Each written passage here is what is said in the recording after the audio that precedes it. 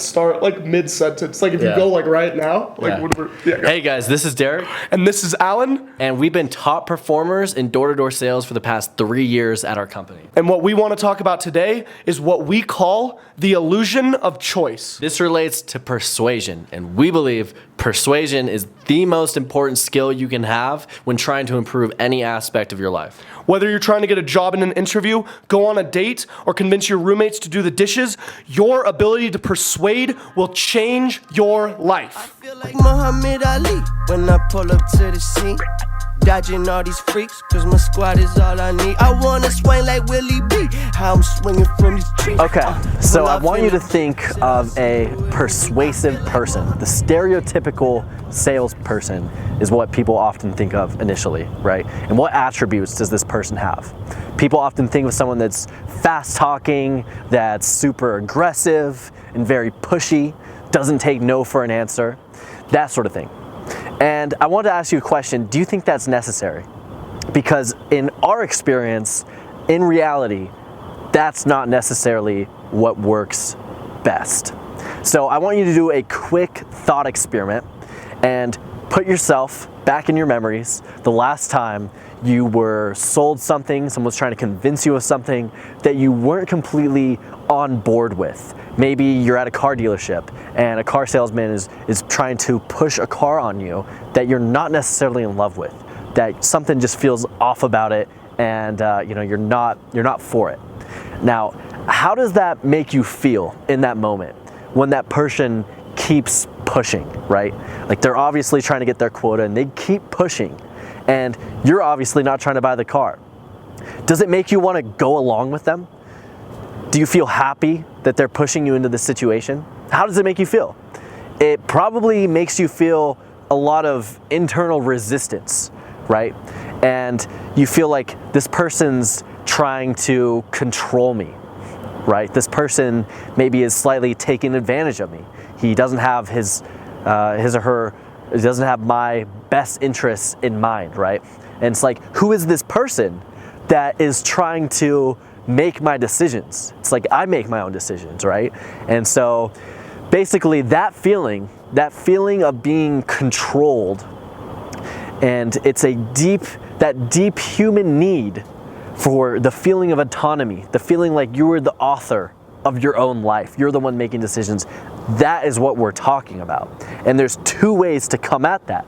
Either you can be like the bad car salesman and just shove harder and harder when you hit that resistance, and to submit that person to your will, right? To be the owner, put the dog on a leash and just drag them around however you'd like, right?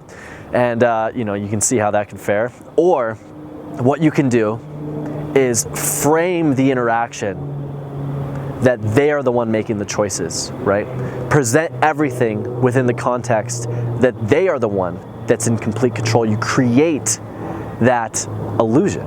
And that is why we call it the illusion of choice. So to build off of what Derick was just saying, the first thing that I always make sure that I'm doing whenever I'm persuading someone of something is to make sure that they feel like they made the decision. And it's not just about them feeling like they made the decision, but it's to know that they really did make the decision. If you're trying to be persuasive, you have to be cognizant of where the other person is and know that it really is about them and not you. Because if you do become pushy enough to where you get someone to do something and they're not fully bought in, that's what creates buyer's remorse. So I like to think of this like jujitsu. Are you working in a way that is conducive with how the natural laws already are? Or are you working in a way that is pushy and trying to break arms and being the strongest? Because a lot of people think that in a fight, the person who's going to win is the strongest. And while that actually is the case a lot of the time, when you're rolling or on the ground, the thing that really wins is the person that knows how to move in a way that works with how fighting actually works. And it's not about being the strongest, but it's about being conducive with physics and gravity. So what does that look like in persuasion? It's the same as what Derick was talking about, where you think that it's about being aggressive or pushy, and you think that it's about being strong to win the fight. But what it really is moving in a way that is like martial arts and lets you move like water around rocks instead of just being some mountain that's crushing down on everything else. So another way to think of that is putting pressure on and pressure off. So every time I do something where I'm trying to get someone to do what I want, I make sure that I also let them have space to make the decision for themselves. So if I'm going to say something like, hey, let's go over to the bar and get a drink, I want to make sure that I say it in a way that gives them space to know that I'm not just making them do it. So instead of saying, let's just go over to the bar right now, I'd say, let's go over to the bar right now if you want. I know we just met and this is kind of crazy and spontaneous, but we can go over there if you want to get to know each other better. Now, that's still being assertive and that's still being pushy, but it's making sure that you're putting pressure on and pressure off. I'm not just breaking arms and throwing people to the ground. I'm putting pressure on and pressure off. It's more like martial arts. Are you moving in the way that needs to move, or are you just plowing through walls? And a lot of people, when they first learn persuasion or fighting, they think that it's about just brute force. When really, when you get deeper into the human psychology, you find that a lot of the time it's about moving in ways around things that's almost like water. So I call that leading while following. You're making decisions and leading the interaction in a way that you want it to go, but you're following where that person's reactions are coming from. You're not just blasting through everything, you're making sure you follow the direction and the decisions that they're thinking in their head. Because persuasion and sales in particular really isn't about you or me. And getting our own egos out of the way to hear people is one of the most powerful ways to become more persuasive. And another way that the last point I'll make on how to frame that in your mind is giving people the cards that you have dealt. So you're giving them the options, but they're the ones choosing the cards. So it would look like this. Do you want to get Chinese, pizza, or Latin food? In that phrase right there, it already implies that we're going to get food because that's what I want. I want to get some food right now. But instead of being abrasive and being like, hey, we're getting food now, I say, hey, would any of these interest you? So it's moving in a jujitsu-like way that allows you to be more persuasive and allows you to move in a way that gives the illusion of choice for the other person. Yep, we're live. We're live? All right, guys, so we're back at Derick's apartment now, and we figured that we would give definitions of exactly what we were talking about because in reviewing that, we did get a little convoluted in exactly what we meant. So I wrote down my definition, and this is what I got. The illusion of choice is when you provide a selection of choices that always lead to a destination you have already chosen. And then Derick wrote down his definition too, and then we'll expand on what exactly that is. Yeah, so the definition I wrote down was leading someone through an interaction while making it seem like they are leading. And to just riff briefly off his definition. Yeah, why don't you go on the yours? Basically, you're leading because you are the one setting the selections of destinations. And through giving the options, it feels like when you're given choices, you're the one choosing. Because if you're making the decisions, obviously you're the one in control, right? Right. But not if you don't realize that the amount of choices you have is in a contained arena. From you, yeah. And so that's, I would argue that there's other ways to lead in an interaction other than just setting a pre-selected choices for them. And I agree with that. Yeah, and so that's why I made mine a little bit more vague, but they both get to the same exact point, which is that you're leading someone while you're making it seem like they're the one leading. And so basically, you can use a lot of examples to kind of make this clear, and you can do this in a variety of ways. One way, that I use in sales a lot of the time is to just pause and to just actually let them kind of process things. And with that time to process things, they're going to be able to build up their own reasons to figure out why they want to do that, right? If they don't have strong reasons to do something, and you're the only reason, you pushing them is the only reason that they do something, they're going to look back on that the next day and get buyer's remorse. And then they're probably going to call you if you're in sales and renege on the agreement.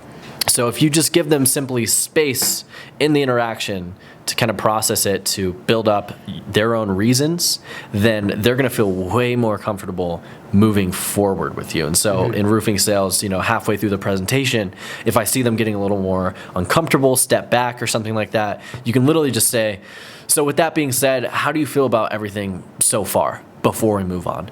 And just kind of give them space to voice their concerns, voice, what's going through their head, maybe even voice positive things about it. It doesn't matter. It doesn't matter at all. You just want to create that space for them, leave that void for them to step in and feel like they're the ones in control, right? And that's ultimately what you want. So, yeah, what else do you have to add on that? Yeah, and I would say, out of everything we've said, we're probably at the point where this makes enough sense to where you don't have to watch any more of this. And a lot of this we've organized before saying exactly what we're going to say. We kind of followed a rough sketch of what we wanted to talk about up until this point. But now we're just kind of riffing. So if this is interesting enough for you to want to keep watching and just hear all the rest of examples we're going to do, this will be more of an organic discussion where me and Derick just bounce ideas off each other and talk about a lot of different examples that we use. And one of the most common times where I use this is probably in dating. And we were talking about this before, that one of the number one things that affects your ability to use this is whether or not you're acting in a needy way. Because this is kind of like a, what's the word, Derick? It comes before. Being needy is like a presupposed idea, and then you use this. More fundamental. It's more fundamental. So when you're asking someone to do something, you have to do it from a place where you're like, it's okay for you to choose any of these options, and it doesn't matter to me which one you choose. And then how that ties into the illusion of choice is that you still are setting the arena for the direction of where we're going. I tend to break it down more in like a this is exactly what it is definition, like you're saying the choices, and then Derick uses it more broad. But either way, it's the same thing. You're going in a direction that you want to go. For example, if you're trying to sell a roof, which is what we do, we're in construction, the end game for us, obviously, is always to get a deal. It's always to sell. You could apply this to going into interviews, however, and your goal would be, I want to get hired. And you could say something like in an interview where you say, what do you guys think is the best part of this job, and what do you think is the worst? Yeah, you're leading it in a way where they're gonna qualify themselves to you and tell you positive and negative things, and that puts you in a good position in a social dynamic setting. Right, exactly. So you're making them qualify to you rather than you qualifying. Say what qualifying is to them. So basically, qualifying means that you're the one supplying the reasons on why, your product or why you're the best fit for them, right? It's just reasons. It just means reasons. You're the seller. You're the seller in the situation, and the person sitting back okay, that sounds okay. They're the buyer in the situation. Yeah. But you can flip that. And they're the one you qualify You to. can be the one selling something. We're out here selling our product to people, but you can flip that and you can qualify them, right? So you can start to ask them questions on, make it almost an interview. Why do you think, do you think you're going to be able to afford this? Yada, yada. That could be a little offensive. But you can ask them questions to make sure they're qualified. Be like, we only sell to people who fit these qualifications. This is one of my favorites. One of my favorites to say is, I only want to work with you if you want to work with me. Right. And that's a really powerful place to come from, because it's look, it's okay if you don't want to work with me, but if you do, I think we'll get along. Right. It comes from a place of you're implying a lot of other things that come from a place that work in a way that are high value in a social dynamic setting. Right. And this is what's so tricky about me and Derick trying to explain things, is that we have a lot of definitions that we use. We have a lot of ways that we speak to each other. So whenever I'm talking to the camera instead with other people in mind, I'm saying a lot of things that are not described yet. Right. And that's one of the trickiest things about explaining this stuff is I'll say stuff like, this is a higher value way to frame the interaction. It's I just dropped two different definitions: framing, which could be a whole video, and then what's high value and what's low value. Yeah. There's. So, we'll obviously dive into some other concepts in later videos, but without getting into that, it's like there's really just a few ways that you can do this, and it comes down to practicing those few ways. But they sort of all fit into the same package, if you will. One is leaving a void for people so that they can build their own rationalizations, whether that be through just like pausing, letting them process it, or having them qualify. Right? Having them build reasons, actively build reasons, ask them questions on why they think they should have this or why they think it should be this way. Yeah. And also another way is to counterintuitively build reasons why not to? Against it. Yeah. And that's why we call it the illusion of choice, because it seems like we're giving them more choices. But the opening of choices actually creates a narrowing down of the direction that it's being led. Yes. It's like a paradox of like... It seems like they're leading, but they're not, but because you're the one in control, but it doesn't seem like it. So it's like, if you argue against something, people naturally are just kind of devil's advocates, right? And they're going to want to think of the other side. Yeah. And so you can like... It's just a weird psychology It's trick. so weird because, like when Derick was saying originally, what do you think of when you think of your typical salesman? You're like, you tighten up. You tighten up a little. Yeah. And that's why the most interesting thing to do when you're it's so obvious in sales, but this is so applicable across a spectrum of many different domains that you could apply it to. And that's why we're using the umbrella of persuasion. It's really like this skill is so powerful that no matter what you're persuading, it's such a powerful place to come from, where it's not an obvious thing that you're doing. Right. It feels it feels better for you and it feels better for them. Because to add to that, when I was initially coming up with that example of think about a bad experience you had with a salesperson, someone that's too pushy, and then I wanted to, bring up the counterexample. Think of a time where, it just felt really good. It's like, that's not going to stand out to you. Because it's so natural.